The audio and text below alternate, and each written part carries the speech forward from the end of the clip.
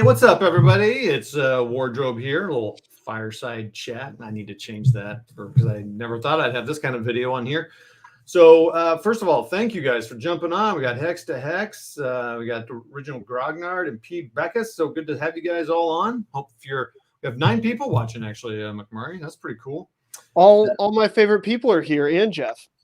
Tonight is McBulgy. It is McBulgy night, and we're going to get a little AAR from him. He played, so let's see here. He played the 1965 Battle of the Bulge game that he got a pickup of some older Avalon Hill games from a friend who runs a business, and so that's pretty cool.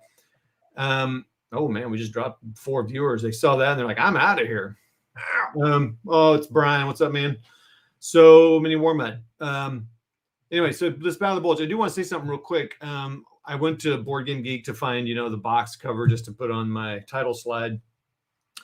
And this guy, I saw this one and it looked kind of weird. It's kind of all jagged and then there's writing all over it. And I read about it. And what he did is he went to the reunion in 2014, the last reunion of the Bulge veterans, and had a bunch of them sign his game box.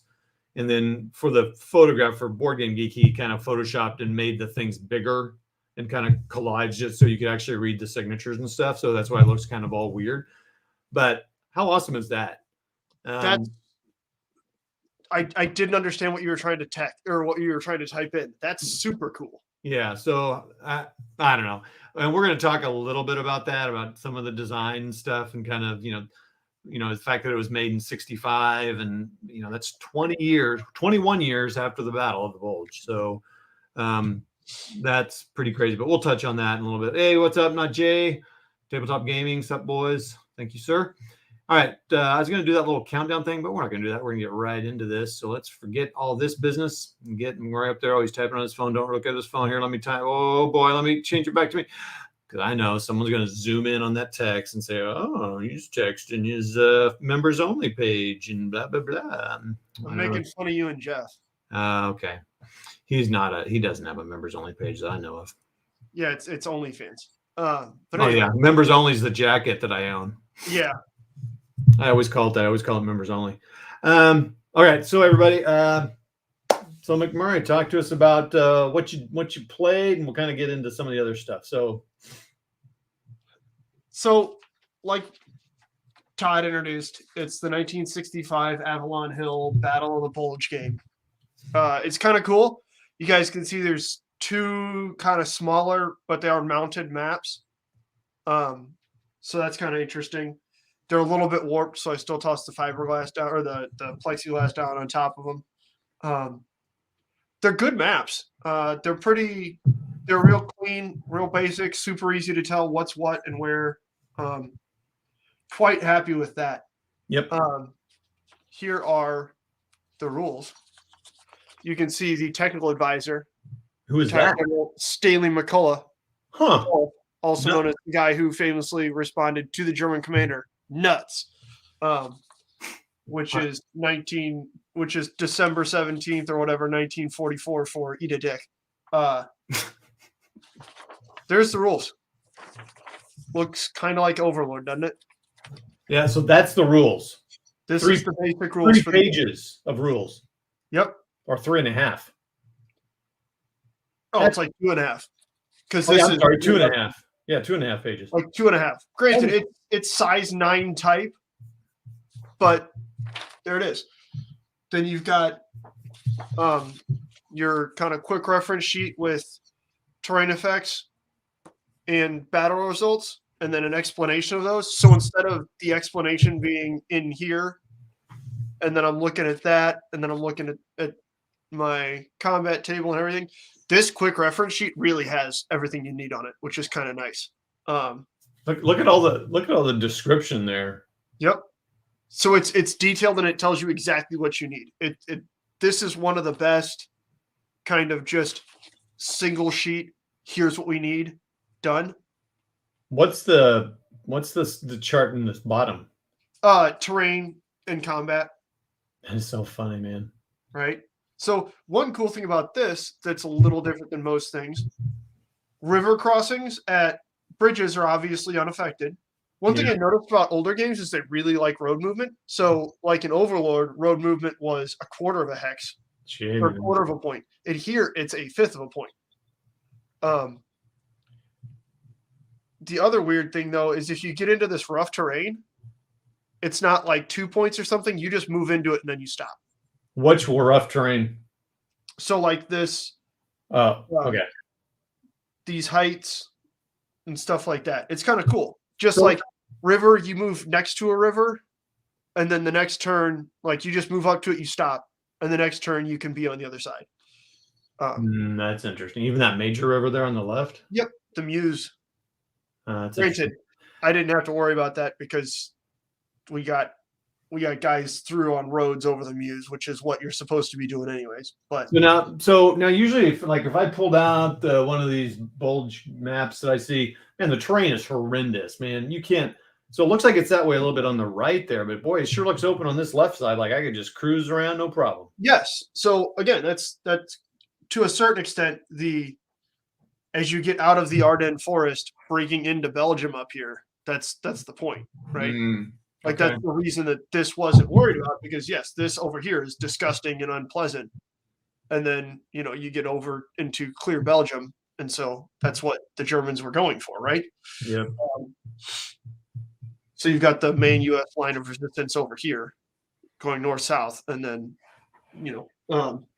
but so it's got on the maps, you've got all the places you're really used to. You got Bastogne, the major road hub here. Vith, Malmedy, Elsenborn, and then as you move, west, you've got all the different crossings that you hear about, Namur, and then all these other places I'm going to butcher. Crossing, interestingly enough, way down here on the very last, the very bottom row of hexes, you do have Sedan. Oh, wow. That's interesting. Right here, which is kind of cool. Just showing the extent of the map north-south. You got all the way down to Dykirch, Neuchâtel down here on the southern end. It really, you've got a marvelous amount of real estate on here. Like you were really zoomed out. Because again, Malmedy and the Elsenborn Ridge are, set down into this map, as opposed to this being the hard edge. Yeah. You've got a chunk of board north of there, which is kind of cool. That's interesting. It's hard to get up there, but you know what? If you need to do it, you can do it. If you want to bring, Panzer units on through Monschau up here, you can. You don't have to be fighting up Elsenborn and then down. Historically, 6th Panzer Army had to stay south of Elsenborn Ridge almost entirely. This shows, if 6th Panzer Army wants to start up here and just kind of cruise south a little bit, as opposed to just coming straight east, yeah, you can do that. But anyways, then you got Lossheim over here. Everybody knows about Lossheim. You got Landsrath is somewhere abstracted in this area. But cool map. Super easy to understand map. There's not a gajillion different things to look at it. You got dense woods, rough ground, which are heights and whatnot. Yeah. River hexes, road hexes, and towns. That's it. Some of these towns you can see are bolded. They've got lines around them. There are tournament style rules in here as well for if you want to play a more advanced version of the rules. That being said, in reading these, there's this rule book, or this book is 14 pages long, but it's single column with like reasonably sized font. So there's not actually a whole lot more in here. There's some differences, but it's not, like jumping from Sorry to Gauss. So wait a minute. So like, what's an example of something they add to it? The fortress cities are something they add to it. Traffic on roads can get a little more congested. Air power, there's not air really in here, which again, some people might lose their damn mind. It really doesn't bother me because the whole point of the beginning of the Ardennes operation was air wasn't flying. That's why this happened. Yeah. I don't give a shit if air power isn't included in this. You know what I mean? Some people, again, I'm sure will lose their damn mind, but it really doesn't bother me. Well, I mean, so that's cool. You could add just those few pages and add just a little bit of Chrome, because I was thinking there was Yeah. no Chrome, but there is basically. Oh, there absolutely is. And again, so they give you these little traffic markers, again, to indicate, okay, this road, we're going this direction. Oh, that's right. cool. And then there are minor supply rules. Much like in Overlord, there aren't out of supply markers, but if you want to calculate supply at each combat, you can, which honestly I kind of like. You didn't do any of that though, right? I didn't mess with that. I played the basic game. I might go back and play with some of these optional rules. I don't know. The basic game was pretty outstanding. I'm not going to lie to you. Okay, that's interesting about the tournament rules. Okay, cool. So I played through, but I mean, I played through the basic game, including sorting out and laying out all of my counters on these reinforcement and arrival schedules, which I still really like. These are awesome. Older games have these. In most of them that I've seen, big fan of those. Yeah, no, I used to kind of like wonder what those were for, and then as I've used them, I'm like, wait, that seems like an obvious thing to have. Most games, awesome. Many games have them. So they do, and a lot of games that don't have them in the game, people have made them. Yeah, like I know a bunch of the SCS games that don't necessarily have them. People have made them and posted them on Board Game Geek and whatnot. Yeah. All right. Tell us about how they turned out, and then we'll talk. Yeah. So, the victory conditions are based on the number of units you can get west of the Muse, right? So it's kind of hard to see the Muse here, but the Muse comes in. Okay. Right. So again, it's a little simplified in terms of what the Germans were trying to do, but you know what? If the Germans got enough units over the Muse, that's a win, right? Ultimately, that's good. Divisions west of the Muse are what would play heck with and drive a wedge between and force that, kind of fractional effect between the British and the Americans. Anyways, long story short. So in my game, I got bogged down the first couple days in trying to just eliminate all the U.S. resistance I could over here. Okay. Right? Which I definitely could have started pouring units off this direction if I wanted to. And I held off for a while, which is kind of silly. And then I, got to the turns in here are broken up into half days. So starting on December 16th a.m., second turn is December 16th p.m. Okay. And what do the counters represent? Usually regiments. Okay. So like here you've got the 506th and the 501st. So 2 regiments out of the 101st. So usually regiments, some of the German stuff, you've got like brigade sized elements for like your armored divisions where you got CC, A, B, and R, stuff like that. Okay. But so again, like I said, those first couple days, the 16th and 17th, I was a little preoccupied just destroying American resistance over here instead of just mad dashing it, which is not historically where I needed to go. Interestingly enough, the Germans got held up here on the north end again, right? Oh, okay. Yeah. Pocket of U.S. resistance that you can see prominently on the table that has stayed throughout the game is up here. You've got 7th Armored Division and 9th Infantry Division elements still holding out against some rather concerted Axis armor. Actually, Piper, that's Joachim Piper right here. That's not where he's supposed to be, bro. No, it's not where Piper's supposed to be. I just once Dietrich gets out of the kitty house or whatever the hell you call it. I was just answering. But listening to the book. Oh my gosh! Anyway, one of the famous Bulge books, and it just really talking about Piper just trying. His whole goal is just to haul ass. I mean, just go. Yep. And so it got me thinking, like, next time I play a bulge game, I really need to focus on that. Like, just push through. It doesn't matter anything else. Like, don't worry about that's what all the backup guys are for, is to wipe out the Americans. Man, you just get across the muse. Right. And I mean, so that's what ultimately, that's, like I said, as soon as I just said, screw it, I'm pushing through. Monteufel down here in the South, again, historically did pretty well. And we just swept through as U.S. units were coming on, as you can tell by these elements of the 101st, and then the 5th and 30th Infantry Divisions here.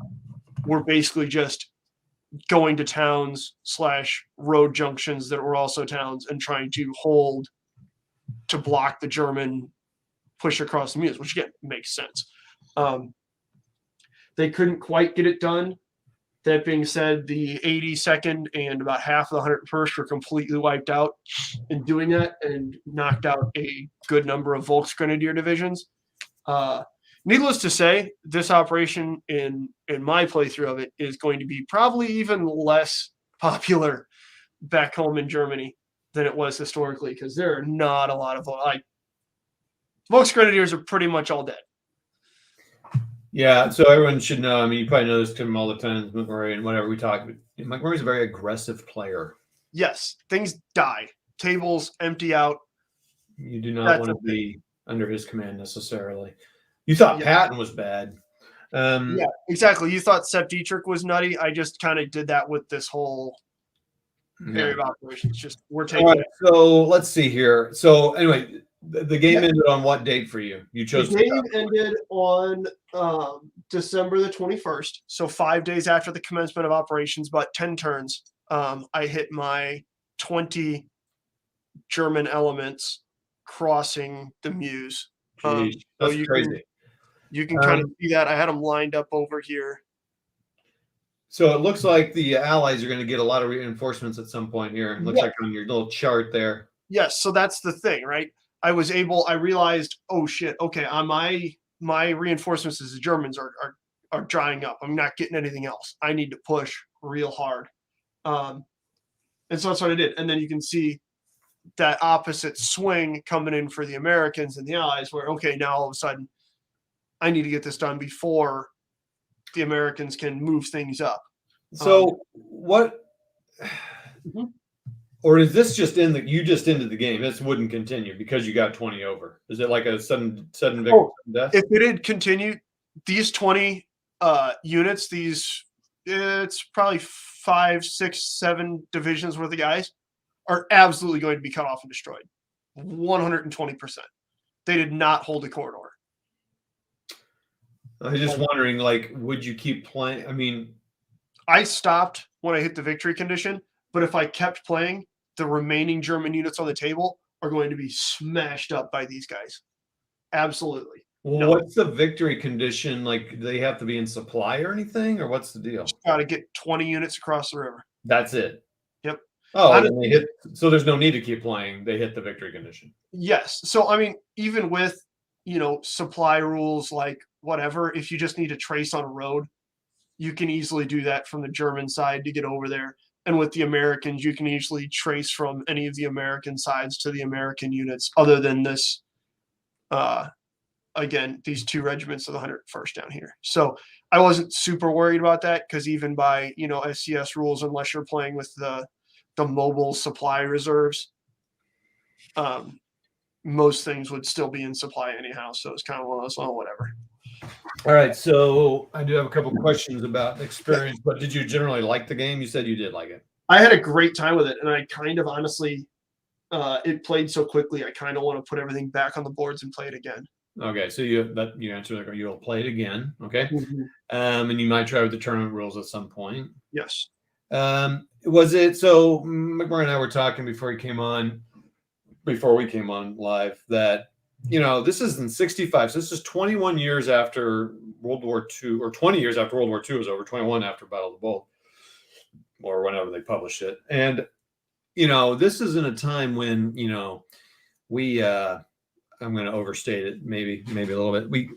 The Germans, we kind of view the Germans as the ultimate military geniuses, right? I mean, they did have some good, because of Jeffy's boyfriend. Yeah. Yeah. So Little pretty Ricky. yeah. So there are a lot of reasons for that. We're not going to get into that here now, but on the channel, you can certainly pipe in on the chat if you want. But the Germans were all that, and sometimes some of the games back in the day were very German centric, like they were, the beat all army. Do you feel like this is a little too easy for the Germans? Like, is it German centric design or no? I think it's. I don't know. I think if I had played more conservatively, it probably would not have worked out in this manner. If I had played like a rational human being. Yeah, but you're playing a game. I mean, if you're exactly. Fortunately enough, I looked at it and I was like, I'm gonna play this like again, Sub Dietrich, the madman up here, who just told his guys, go, go, go, go, go. Manteuffel also said go, go, go, go, go, but Manteuffel also let his guys, scout across the Ur River here, as opposed to. Anyways, long story short, I don't know if it was too easy on the Germans. I don't know. Again, I know that most of the German commanders here were not super duper enthused about their odds. I know that the Austrian corporal thought that there was no way that it would fail. Okay.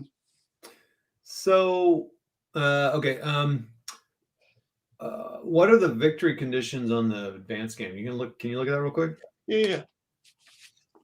Or is it just the same, or let's see. I find it interesting that they call it a tournament game with more. Is a victory condition met if the German play? Oh, that's an FAQ. Hang on. Let's see. Well, example play. That's nice. Optional rules. Oh, okay, that's cool. Yeah. I think one of the cool things about playing these sorts of games is that you can ignore what were historically personal issues, right? Who gives a shit about Bastogne? I can get around Bastogne. Is it a bit of a pain? Sure. But I can get around it if I need to. Same thing with St. Vith. If I really want to avoid St. Vith, I can move around St. Vith. I can isolate it, move around it, and go. As opposed to, again, obviously, Sep Dietrich got it into his brain that we have to hold St. Vith. Actually, I think the victory conditions are basically the same. Well, I didn't know. Sometimes in games, your units that go off might have to be supply. And I know you said you can get supply now, but I didn't know if with the supply restriction, it would be harder. Or you can't. German player wins if either A, maintains units totaling at least 50 combat factors, 40 of which must be Panzer or Panzer Grenadier anywhere across the Meuse for 4 consecutive supplied turns by December 30th, or B, maintains at least 1 unit each in Bastogne, St. Vith, and Spa, and at least 5 Panzer Grenadier units across the Meuse for 4 consecutive turns, or eliminates all U.S. units from the map board. Wow. Okay, so that's very easily was a close thing here. But what's interesting is you got to keep all those guys in supply for 4 turns. Yes. So that would require you to keep a little back. And it's also interesting that they kind of channel you to maybe guard some of those cities you just talked about. But yeah, I was about to say, so you have one that's just kind of what I did, right? To just blitz across, just throw divisions into the Allied supply areas and go. Then you've got the second one, which is hold Spa, St. Vith, and Bastogne, and then do kind of the Piper thing, where you've got 5 Panzer Grenadier units across the Meuse. Okay. And then you've got the Hitler's pipe dream of just destroying all American and Allied units, in this giant swath of France. Okay, that's cool. And so the supply rules are going to slow you down a little bit. They're going to unless like I was saying, in most games where it's okay, trace a road back to your edge. Yeah, but you said something about combat supply and stuff. Yeah, okay. But I'm saying if it's like Ardennes or whatever, where you've got 10 hexes from here that you can be supplied, that's something different. But it's kind of the difference in how you play supply. Okay. So actually, here's something interesting. supply to German to duplicate the acute German supply situation. We suggest you limit the number of German attacks per turn. On the first turn, German player may make up to 10 attacks. Second turn, only 6 attacks per turn, and then 4 attacks on the second, third attack. Oh, so you can kind of hold those up. So I actually don't know how. I don't even think you have to worry about tracing supply. I think they're abstracting that into you can only make this many attacks per turn. Oh, wow. Okay, so what are the optional rules there? Is that just what you just talked about? Yeah, so you got strategic air power, Okay. tactical air power, weather, retreating through blocking terrain, which is interesting because the combat result table here, like a lot of games that are older, is a lot of retreating, right? And not necessarily step loss, which makes sense. If you're getting a whole bunch of pressure and you can just, well, we're going to walk 400 yards back that way and then not get killed anymore. Yeah. You're going to walk 400 yards back that way and not get killed anymore, right? Yeah. Maybe like someone's playing the French in a Jimbo Gap campaign. Yes. It makes a whole lot more sense to do that than to just sit here and hold this worthless square or this worthless hex that I'm just sitting in because it happens to be where I'm sitting. But again, this game does a good thing of if you can't, make a retreat where you can retreat cleanly. So if you're going through enemy ZOCs, you have an issue. You can't, I ran into that on this side, especially up here in the Elsenborn Ridge area along these roads. When I would get allies off those roads somehow is you can't just keep retreating through this rough terrain because ordinarily you move 1 per turn. Okay.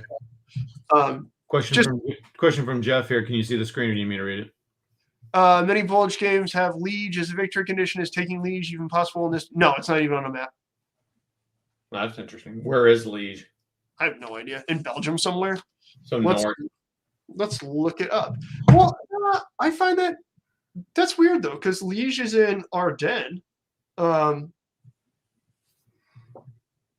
Let's see. Good question, Jeff. Thanks, man. Yeah. Liege. Well, it's near Verviers, so Liege would be up here. So on the map or no? Just off the map to the north. Okay. Yeah, because you've got Verviers and Spa. So on my phone screen, you've got Verviers and Spa here and here, and then here you got Verviers and Spa. So Liege would be just off the map. That's cool. Up here at the confluence of the Ourthe and Ambleve River, and then the Meuse. Ambleve. Yeah, I don't know. No, that's cool. All right. So, anything else you want to comment specifically about your play of the game? Because I do have some kind of questions about this kind of era of games and stuff. So, again, my particular playthrough, we got a lot of. Obviously, we were jammed up pretty heavy on the northern end because I tried to attack kind of down Elsenborn Ridge, sort of like the Germans did historically. One of the interesting things is that in this game at this level, artillery is entirely abstracted into the counters. You don't have separate artillery units, which is interesting because I know a really common tactic for a lot of people is just to make a gun line on Elsenborn Ridge up here. Mm-hmm. That's all abstracted into the counters, right? Because you're looking at a regiment. That regiment has its own organic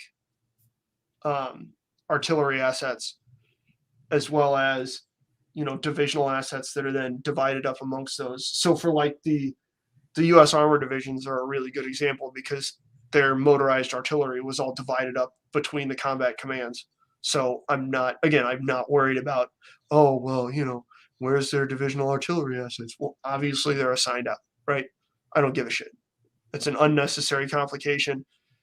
A divisional commander has enough to worry about in combat with 4 regiments under his command, not needing to worry about, where are my 155s going to go today? Who gives a shit? They're already in here. I'm not worried about it. So that was a cool thing that was just a little bit different. There are army boundary lines for deployment. Yes, Jeff. So you've got 5th Army deploying here, 5th Panzer Army, 6th Panzer Army is deploying up here, and then I think it's 7th or whatever the smaller one is east of the Our River down here in the South. So you have to keep those guys in the line, or you don't have to maintain them there, but they have to deploy in their start zones. Yeah. You know what I mean? So I assume you could there's no unit cohesion thing or keeping units together. Not really. Again, without a lot of games that are kind of zoomed out like this, maintain that kind of by force with the artillery spotting. So like in Stalingrad Pocket stuff where you've got separate division artillery assets, you have to spot with a unit from, your division next to what you're shooting at. It's not a thing here, so it's not a huge deal. That being said, I kept them together anyways. That's a funny thing because we studied enough history, and I've noticed the cuts for myself in that trap. But here it's like you don't need to do that here. Well, and that's the cool thing about if you go back and you read the U.S. Army's history of the Bulge, which by all means you should read because it's their Green Book series, especially for the Bulge, is really accessible online. And it's easy to read. It's a good read. It's a relatively quick read, especially if you're kind of familiar with the players. I know when I was playing SCS's Bastogne, I read a good amount of that kind of series, that history. I'll get to that in just a second, Jeff. So knowing kind of, okay, so we got Team de Sobre and all these things, knowing the players, you can then really find just how ridiculously intermixed, especially the American units were. Oh, sure. Yeah. Everywhere else. Because it's kind of one of those, oh shit, there's Germans here. Get off your trucks, get out, get in these foxholes, or get in this wood line now. Vonderhaet does not jump, which again didn't really bother me because I think historically he jumped with not even a full regiment sized element and didn't do anything. Yeah. And Greif teams are not involved. So on that aspect, I think that's one of the things that I was thinking was going to come in and play heck with the Americans. But instead they just really delay reinforcements coming from this area, right? So you're getting reinforcements up the line and down the line, but from those rear areas, they tend to be delayed. So again, that might be something that's abstracted, or it might just be something that they ignored because it wasn't an issue. Hey, Chris, how you doing, bud? How you man? Thanks for coming. Hey, we still got a good number of viewers on here. I appreciate y'all watching. Okay. Paul's on. What's up, Paul?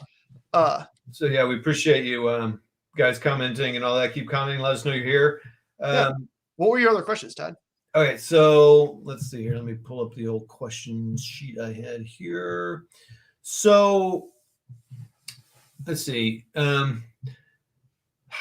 You've played Ardennes. Okay, so this and Ardennes are similar, right? Because Ardennes covers the whole thing, or no? Ardennes does cover the whole thing.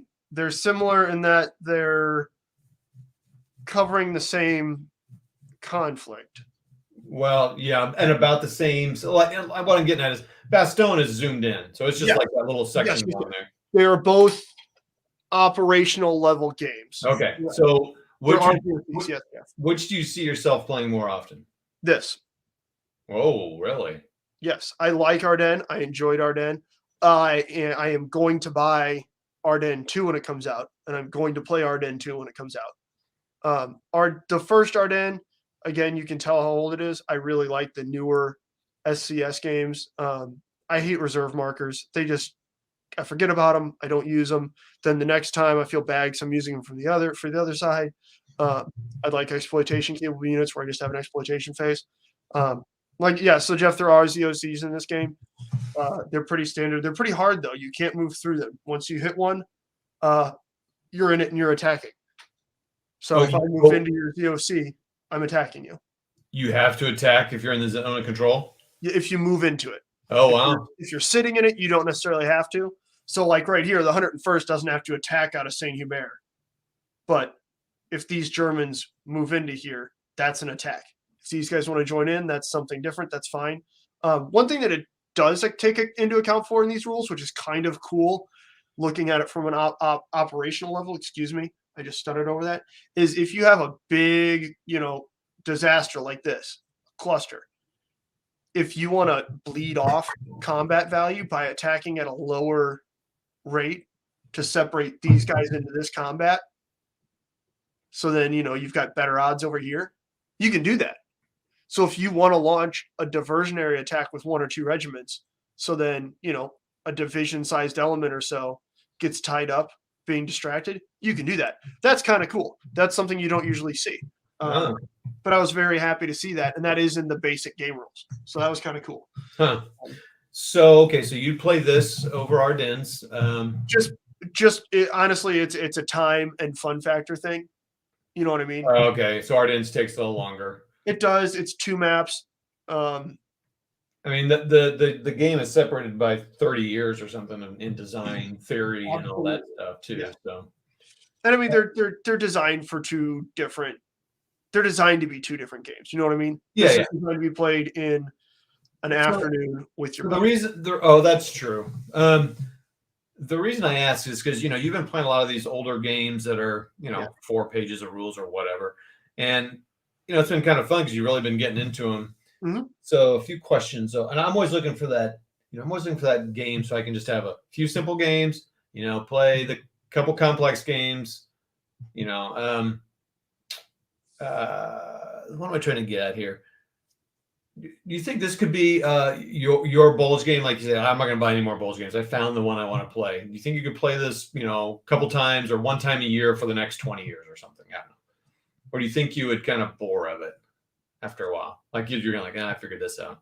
I'm not entirely sure if that necessarily has to do with a game itself or just how I play.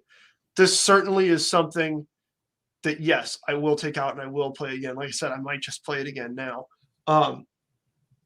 It's certainly, if I just wanted to, man, I feel bulgy today. Like I feel like I'm going to fight in the Ardennes.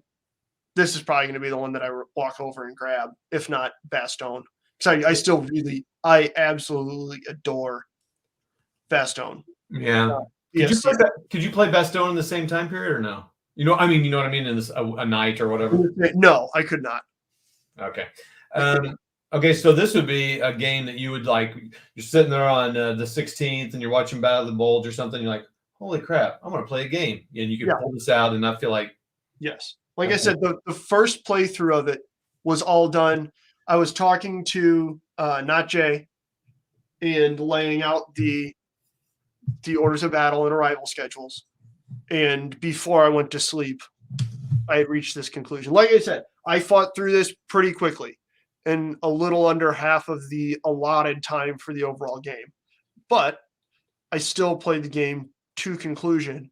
And I was trying to win as the Americans. That really made me angry that I didn't. But yeah. They are strength modifiers. So basically, you're either even or you're doubled for terrain. Oh, wow. Okay. Yeah. Good questions, Jeff. Golly. Yeah, Jeff's coming in with the A game. He's feeling better. Here, yeah. Okay, so all right, so kind of what I'm getting at is, it's just kind of, like I said. So Battle of the Bulge. So like the Russian campaign, right? That's kind of the same era, give or take, from Avalon Hill. I don't think you've played that, but it's kind of the similar type of thing, right? Uh-huh. As far as level of complexity, it's probably a little bit more complex, but not much. It's been played, it's still played today, right? People still play that at tournaments and stuff. I don't know if they still play Battle of the Bulge. They might. So, those have kind of stood the test of time, whereas a lot of these old games, they just don't, because I don't know, there's just some mechanics about them or the design, or, they were poorly, whatever. Well, just like most things, a lot of things don't stand the test of time, but there's been a few games that do. What am I trying to get at here? I don't know what I'm trying to get here. I guess I don't know. I'm just going to ramble in here for that point, but no, not at all. I'm sad because I think the closest like Avalon Hill game to this is whatever their North Africa game is. Africa Core, which there is a copy of that up at Bugs. But God, Africa does not interest me. I don't know why. I might try and pick up Russian campaign. Oh, there you go. You can get it for pretty good. Compass is reprinting it, straight reprint. I mean, with some errata and stuff fixed in and the things they've learned over the years, but for the most part, it's a straight up reprint. So that might be worth waiting for a new one because it'll be the latest version of the rules. And That's fair. I was about to say, I know that I was reading about, I now that you mention it, I wasn't recognizing it by name, but I have read about it, and I think it's about the same complexity. What scared me off initially from grabbing it was that, on Board Game Geek, which is the holy gamer Bible of do I want to buy this game or not, the listed playtime was 360 minutes, which now that I'm thinking about it is, yeah, well, it covers kind of a significant portion of the war. So What are you talking? I'm sorry. Are you talking about Russian campaign? yes. Yeah, it covers the whole war. I mean, Yeah, exactly. And that was when I was like, oh, yeah, you dummy. You should probably try that because, of course, it does. Because let's see here. It covers 1941 to 45. Exactly. And it's Avalon Hill complexity rating of 4, which I think this is right around the same. Oh, that's interesting. So, but they do have scenarios in that one, I believe. Okay, see, that'd be cool. So, okay, hey, Jeff, do you know, did Bruno design this one? I thought he did. So Bruno, the one he's like pretty much all he designs is Battle of the Bulge games. Like he just did A Time for Trumpets, which is like a magnum opus, crazy detailed. Yes. And so it's kind of interesting. So and it's cool because his knowledge of the battle has just gotten better with our history, right? And so he's what's that? I have 2 copies of the Bulge game and 3 copies of the Russian campaign. Yeah. Well, Hey, RMA 901. I guess I don't know. Does that mean we're returning you to the manufacturer? But anyway, but thanks for commenting, man. I appreciate you coming on. Which versions do you have and which version do you like? Because there's 65 and they did a couple. So did they redid it with one with Patton on the cover? Because I remember asking McMurray, like, oh, is this one with Patton on the cover? He goes, no, it's just some guy. Yeah, it's just some odd painting. It's the one you showed earlier. Yeah, it's not really great, honestly. But the Patton one actually is pretty cool. And it's very iconic to me because there's Avalon Hill used to have a magazine called The General. And yeah, okay, well, good luck with that. The General, which was kind of their monthly or quarterly or whatever magazine. And I bought a couple issues as a kid. And I got some, and that just takes me back thinking about it. But the first one I bought had that Patton on the cover. So that always sticks with me. I don't remember what the stories were inside, but obviously one about the Battle of the Bulge. But so you bought, is that the only one you own, RMA, is Patton on the cover? I'm just curious if you'd played other versions and which one you liked. And Jeff, have you played this? I don't remember. I thought you said you had. Jeff said, I think no, Jeff said game you played. That's right. Jeff said this was the first game you ever played against someone ages ago. That's pretty cool. Here's something we didn't cover. I'm sorry. The cost, the butcher's bill here. Oh yeah, hold on real quick. Yeah, so you can get all the issues. Can you buy them on? Well, first of all, you can just find them. They're on a website, and I don't think there's a problem that they're there because they've been there for years. That you can download them too. You can get them on CD or on a website, and you can read them, and they're really good scans. And so, yeah, there you go. Being a butthole and trying to get me to play Ardennes 44. Oh. Because he sent me that. Oh, yeah, because he hated it. Yes. Anyway, okay, I'm sorry. The cost. Go ahead. Butcher's bill, yeah. So on the U.S. side, 99th Infantry Division completely wiped out. 2nd Infantry Division, 1st Infantry Division, 28th Infantry Division, 4th Infantry Division, 106th Infantry Division, all wiped out. Good job, McMurray. All wiped out. The 10th Armor and 9th Armor Division, entirely wiped out. 82nd Airborne, entirely wiped out. The 502nd and 327th Glider Infantry out of the 101st, gone. Yeah, 1633 was a good year, Paul. That's the year Jeff was born. Oh, come on. The 14th Mechanized Infantry Regiment, which is an independent formation, was destroyed, as was the 7th Combat Command Reserve and the 7th.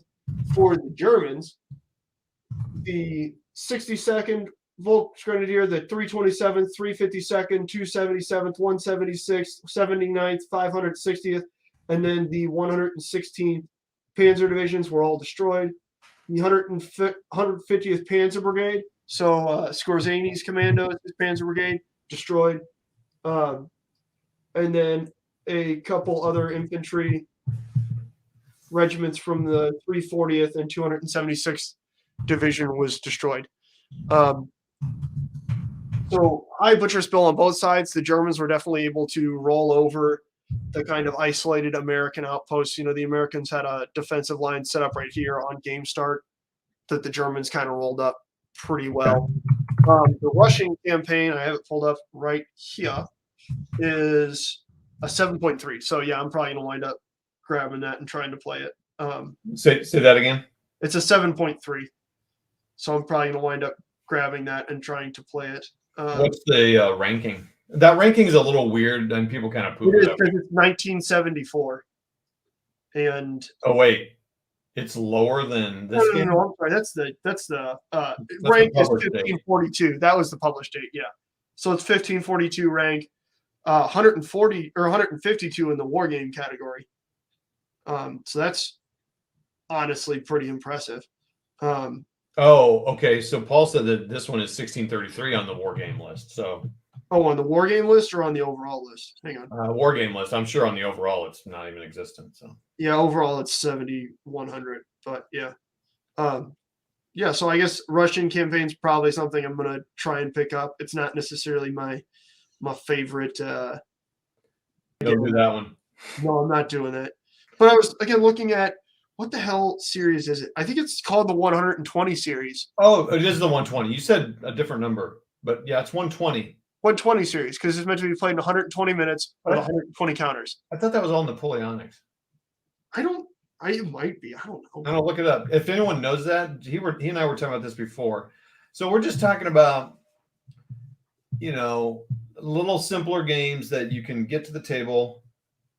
So why don't you just pre-order the remake of the Russian campaign? I don't know. By Compass is the one you're talking about, right, Jeff? GDW makes the 120 series games. GDW, okay. I even have Bitter Woods Bulge game by Avalon Hill and the Smithsonian Bulge game by Avalon Hill. I've been playing war games since '73.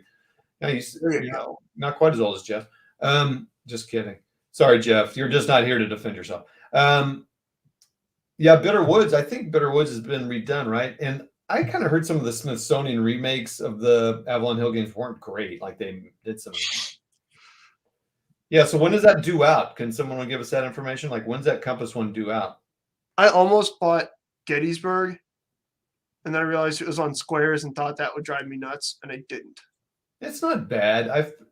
My very first war game, which was Tactics 2, which is really not a very good game, is on squares, and yeah, it's like Rommel or something. You just get used to it. I think there's diagonal movement. I think. I'm sure there is. Gettysburg, I think, is pretty well regarded for the era.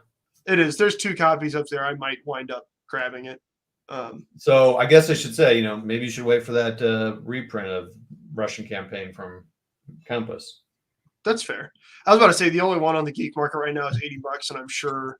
Oh wait, really? $80 for the Russian campaign? Only on geek market. It's the only place I looked. Oh, geez, that seems high. It does. Like I said, and I'm sure Compasses will be more affordable than that. It's not something that, like I said, I'm beating down the doors to get to. I think I'm going to pull out one of the single map SCS games next, like maybe Guadalajara or something just weird. Or, like I said, I've got these 2 Caesar games. Caesar, which focuses on Alesia, and then Caesar's Legions are both sitting up here, and they're this same, old school Avalon Hill. I might try Caesar's Legions. I know Caesar is again, a little more focused on 2-player games because, especially as the Gauls, you have to kind of surprise the Romans as to where your reinforcements are coming. Okay. We're going to share my screen here and look at the. See if this happens. What happened last time I did this? Just might all of a sudden become a McMurray solo show. No, okay, there you go. So it's $40 for the new one coming out in April of 2022. Oh yeah, I'll wait for that. That's. The original 74 edition. Enjoy this remake of the original 74 Jedco game. Oh, wait. Short on rules and playing time. The Russian campaign originally is a true war game. Classic serves as a great introductory war game. Okay, blah, blah, blah. Blah, losing 1 value in a month of good weather. Blah, blah, blah. I just want to get to the game itself. Regards one of the best finest war game. I was about to say, interestingly enough, Jeff, just while Todd's reading, both 3rd and 5th Fallschirmjäger and Panzer Lehr made it across the Meuse, as did big chunks of the 2nd SS Panzer and the 9th. So it's certainly an interesting split because a lot of the things, Panzer Lehr was obviously in 5th Panzer Army, but then those other 4, the 2 SS Panzer divisions and the Fallschirmjäger divisions, were in 6th Panzer Army up here in the north. So it's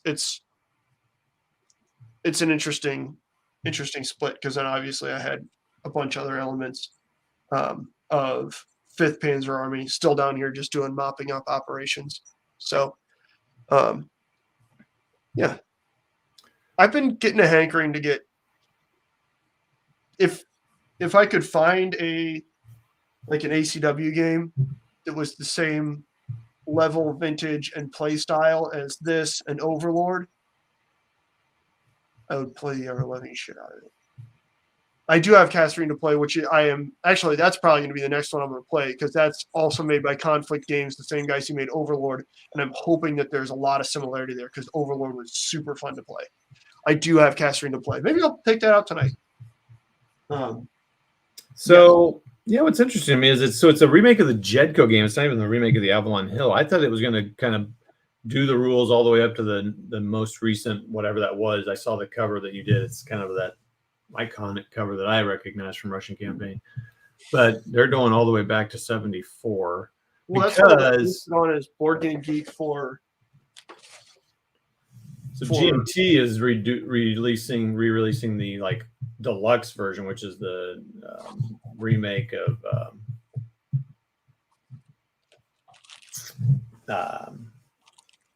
the L2 and all the deluxe and stuff, all the stuff that was added to the Russian Campaign. I also have a video of that on my channel. Let's see here. I have deluxe, looks good. There are more editions. Oh, he's talking about Bitterwoods Deluxe. We have a Terror. Me, my next Bulge game. Oh, that's interesting. That's an interesting name. Man, games won't be like the Avalon Hill version fully. Okay, thanks, RMA. Hex to Hex reminds you of Kasserine. SPI Blue and Gray Volume 1 and 2 will suit you perfectly. Yeah, Steve, you say that, but you also told me I needed to play Ardennes 44 and it'd be great. So, what's up with that, Jeff? Yeah, I think so too, RMA. Now you know how ugly I am. You know why I don't do that. So, because right now, I'm getting quite a little collection. I got the last Blitzkrieg and Ardennes 44, and I will definitely get that Ardennes 2 one because you guys really enjoyed it and like that. I need to switch to an alternate power source here. Before El Computer decides to go El Poopo on me here. Yeah, so I guess the reason I'm kind of bringing this up while he's kind of going looking for all that, me, everybody, I kind of always looking for that. I just want to kind of stick to one game and not have to keep buying that. But it's hard because they got all these new games come out and they got cool little features and new things to go on. Cover art always gets me every time. Say what? New games with their cool cover art, they get me, man. Get you every time, man. Get you every time, dog. This BCS, it's fantastic, or this new Simonich game coming out, or this new, everyone's playing OCS or whatever. It's just like, the squirrel. Need to be happy with what I got. Anywho, well, that's cool, man. I'm glad you've been enjoying these games. It's been fun to watch that little journey, as it were, and we can live through it vicariously through you. So gamers can never stick to one game, man. P-Bacchus, I think you're right. There's I've seen a couple, but for the most part, just think about it. When these games came out, Avalon Hill was it for the most part for a few years, and this game came out. They had a nice little catalog of stuff coming out, but it wasn't that often. So you had this game for 2 or 3 years, and you'd get the general magazine and read about it and find in the back players wanted, players directory, looking for other players. And, it's a different world. So you didn't have all this stuff coming out all the time. So you made do and you enjoyed it. So it's been fun to watch McMurray play these games. And you can come to our channel or Jeff's channel. I think Jeff, and he has also done some of these type of things too. So we had a whole conversation yesterday on Not Jay's channel. So go check out Not Jay's. Let my phone in, Todd. Whoa. And then want me to get rid of your other one? Hello? There we go. There you go. Sorry, my computer is about to die, and it's just so. So let's see. Since I've had problems with face-to-face war games, so I've been playing BC war games with Matrix games. Yeah, Matrix got some good games. Currently playing Strategic Command World War II, War in Europe, and Panzer Corps. I've heard those are good. That's interesting.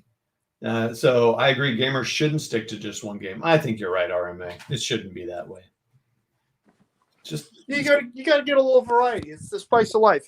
It's what keeps things interesting. Yeah, it's the spice of life. Sorry, Italians. That is one thing that's kind of cool. Yeah, the spice of the life. I played him in a Casserine. One of the cool things about at least these older war games is it seems like even though they're from a bunch of different manufacturers, the kind of basic ideas stay really similar, which is kind of nice. Right. Like they each have little things like I was talking about, in Battle of the Bulge, you have to attack the turn that you move into as VOC. Just a separate little thing, kind of cool. Awesome. The way that terrain and stuff affects combat and movement and the different tables. It's cool, and they're close enough and simple enough. And I'm sure Kev is watching this video going, McMurray, you're an idiot. I just can't play confusing games, which is fair. I don't find them as fun and whatever. But it's nice to be able to grab, that different feel, that different campaign, the different setting, without having to completely rework and re-gear.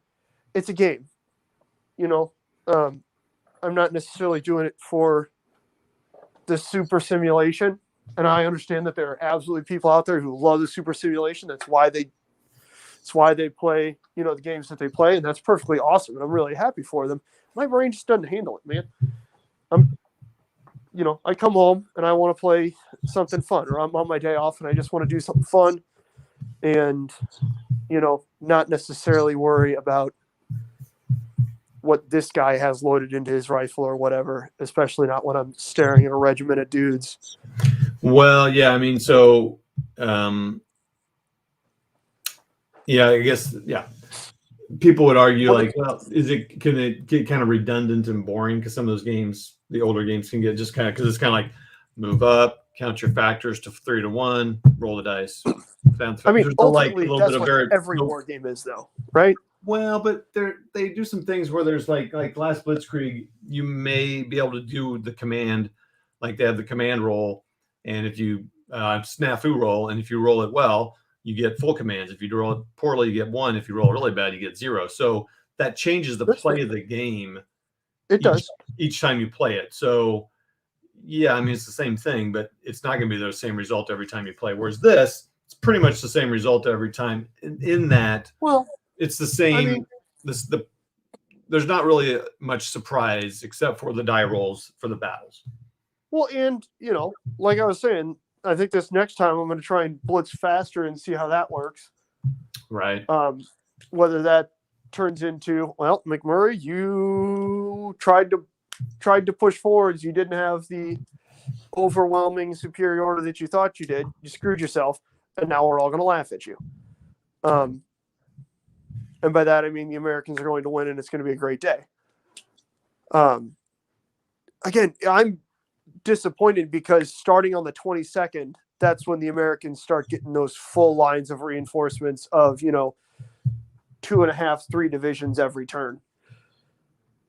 So they just, like I said, if this was the sort of game where you played all the way through the end and then counted up the score, you tallied at the end, I feel like the Germans probably wouldn't have won because, like I said, they got all these divisions across the Meuse. And then in the classic 1944 fashion, the Allies closed that pocket, encircled, and destroyed it. So the Germans won this limited scope, but I'm pretty sure they also just lost 2 full SS Panzer divisions, 2 full Fallschirm America divisions, and elements of other stuff. You know what I mean? Yep. That's kind of cool. Just random little weird stuff, observations. Hey, Bunkhouse, Right. thanks for coming on, man. Thanks for coming on live. Yeah. Glad you I didn't caught realize it. Bunkhouse was on here. Cool. Let's see here. What am I going to say? P. Bacchus, why do you play Chain of Command then, McMurray? I don't know what. I forgot what. That's something you said. Why do I play? Because of the comments about not wanting to strain my brain. You know what, Paul? Why are you asking these dumb questions? Come on now. This is I enjoy the way that Chain of Command plays, and it makes sense. The play style of Chain of Command makes sense when I look at it and I read it and I try and think of what I'm doing. And by all means, there's certainly a time that I play slightly more complicated games. Again, Kev is going to be sitting here shaking his head. SCS Ardennes is more complicated than this is. Bastogne is more complicated than this is. I enjoy playing them. And I, again, will certainly play Bastogne again. I'm sure I'll play Ardennes again because I still feel embarrassed that a typhoon of sorts destroyed all chances of anything happening in December 44 in that game because I had a sneezing fit twice in that game. And on the second one, I almost just flipped the table. But that's a good question, Paul. You'd actually have to ask Todd because Todd requested we play the Gemblo Gap. Wait, what? What? I think we need to revisit history here. I think that was a mutually decided thing. I think we both kind of wanted to play. So now that's another whole interesting discussion. I don't know if we should have that here or another stream. We should probably have it after the Chain of Commands campaign. Like a whole campaign after action post campaign cigarette smoking. I was about to say the cigarette smoke after the campaign. Yeah, after that final little pillow talk. God, Lisa's going to be so confused as to why we're smoking a cigarette in the guest bedroom of your house. Yeah, but that's one. None of us smoke. 2, why are you smoking with McMurray after that game? And 3, why? Just why? Why?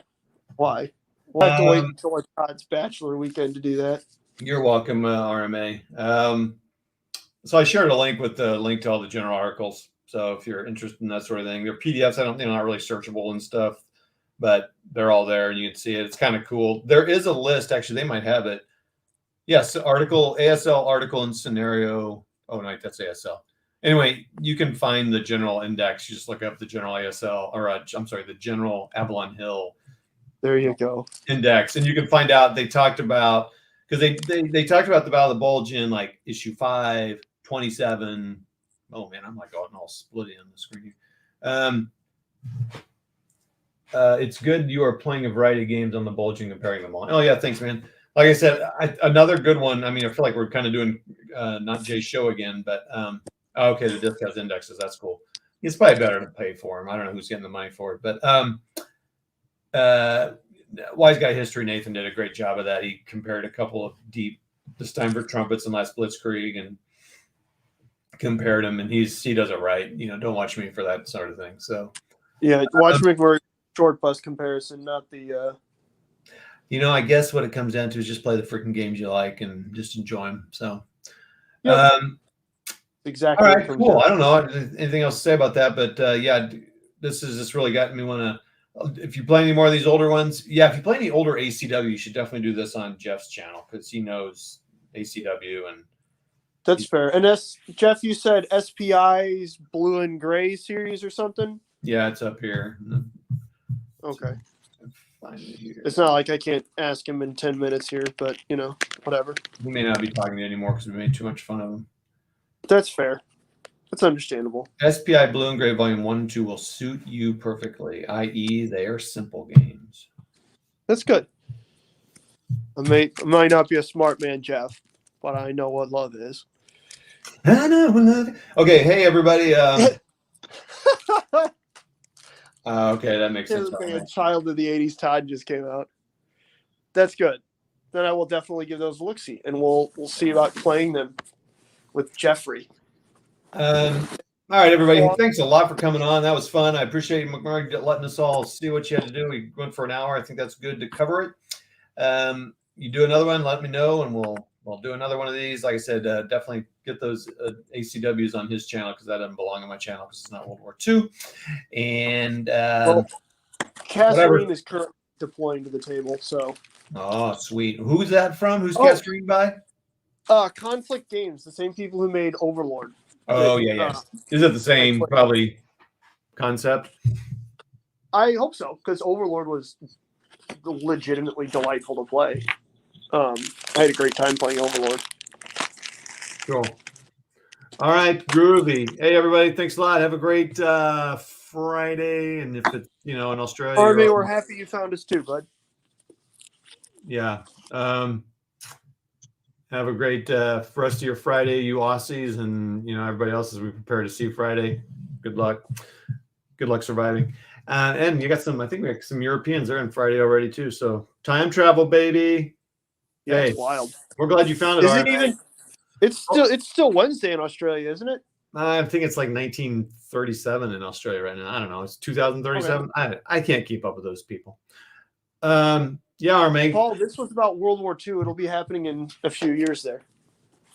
California. So you're chilling out. It's only 8:30 there. You're like, cool, man. I got a whole evening ahead of me. What was I gonna say? I don't remember. Oh yeah. Smash that bell and subscribe. Yeah, smash that like and subscribe button if you want to see Todd do a triple kickflip. Comment in the doodly doo and the floopty hoo. All right, that's it. When is the next show? Oh, RMA. I appreciate you thinking I plan ahead. We're real bad at this. We're playing Chain of Command tomorrow night, though. So there's that. No, we're not. RMA, I do not have a schedule. I was lucky to get this out an hour and a half before we went live and let people know then. I should do regular shows. I know it'd be better for my viewership and I'd probably have better numbers. But I don't. I'll just tell you that now. So if that now makes you go, what a bunch of boober goobers, that's fine. Well, we are uber goobers, but there's a bunch of good uber goobers that have nice schedules. But anyway, check us out, RMA. Like you said, that's why Bunkhouse Games is like, shoot, I finally caught one live because he or she can't. Yeah. Probably he can't schedule their life around it because there is no schedule. Hey man, I'm just like freewheeling, bro. Oh, dude, there's meatballs in Kasserine. Oh my gosh, hang on, I gotta pull up what my camera for Kasserine. No, you can't see anything on there. There's me being ugly. Hi, everybody. Yeah, all right. Bell, thanks, man. Okay. About that regular show's giving you more views. Check that out. Wait, that's all the pieces? Jamie at Christmas. So again, on these guys, it's cool because they print where stuff starts right on the damn table. Oh yeah, I like that. Either on the counters or oh wow, it is like right on the map. Either on the counters or on the map. I have not seen like the map like that very often. I was about to say, Across 5 Aprils has them on the counter backs, which is kind of cool. Across 5 Aprils is another outstanding, relatively simple game that I really enjoy playing. That's a chit draw too. I haven't played too many of those, but that's an ACW game that's outstanding. If you guys are looking for a easy to digest, fun to play with scenarios from small all the way up to pretty big, Across 5 Aprils is a great one. I will rant about that. Cool. What did you say about meatballs? Meatballs? That's awesome. Where the hell are the rules for Kasserine? Hang on. Oh, dude, you just. Well, sorry, you're the back of the phone camera right now, and I got all excited looking for rules. All right, everybody, we're gonna let him find rules. We'll talk to you later. That's Kasserine, RMA. Kasserine by Conflict Games. Kasserine Conflict Game Company presents Kasserine Pass. Look at that great font up there. Look at the rules. McMurray style of rules. And all the combat tables. That looks really confusing, but we're gonna figure it out. Oh no, it's just blowing up giants so that I can read it easily. That's cool. And again, all the results written on the back, nice and easy to read. But Cool. All right, have This fun should with be that. Yeah, prepare for I'm sure Vegas. on McMurray this. will hang out while he sets that up. All right. It was good to see you guys. Thanks for tuning in and hanging out and showing up. Especially you guys who are commenting. That's always just delightful. It is delightful to have commentary. Hey, 300 games. That's pretty good. That's a pretty nice collection. Holy smokes. It's not bad. It's not a bad collection. That's damn impressive. I don't know about the hell Todd's smoking. That's pretty awesome. Whatever. 300. 300. Ugh. What an amateur. Just kidding. What are we, Spartans? I mean, what do I have? Like 15, 20? I was about to say, depends on what time of year it is and how close the leases are. Yeah. I don't know, the leases are doing okay. I don't know. They have been recently, haven't they? You're welcome, RMA. Thank you for commenting. All right, we'll talk to you. See you guys. Goodbye. Again, Bye, guys. for the 5th time.